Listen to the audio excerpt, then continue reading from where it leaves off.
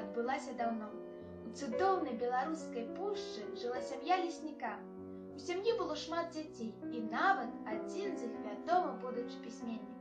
Бацька хацеў, каб дзеці вучыліся, і калі былі скончаны ўсе палявыя работы, прывёў у дом дырэктара. Ну вось дырэктар вам, глядзіце, за кнігі заўтра і за ўказку, бо грошы бацька вы не смейце, каб мне вучыліся старанна. Не падурацім, а не звальна. Ну, ты, Костусь, читать любишь? Люблю, але яшчэ я не умею. Складаў ніяк я не здалею.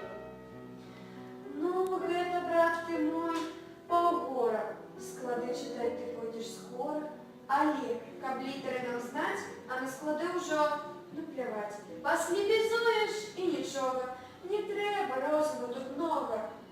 А я калесь? Але звучыўся, пісаць я нават налажыўся. Што вы з мяне смеецеся? Хоць і пішу, ды недарэчы.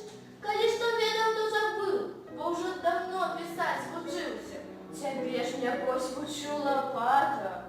Ты ў школе быў, але з паўгода.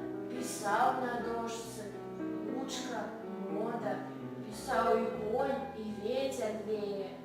Не, наша лесь пісаць умее. Ну, гэта я трохі знаю. Хоць часам сам не расчытаю, што напішу. Такі пісака не расчытае і сабака. Вось, паглядзі, як я малюю. Якіх я тут наставіў птушак, караблі розных, завятушак. І хлопцы тут пасябравалі, язык і яську развязалі.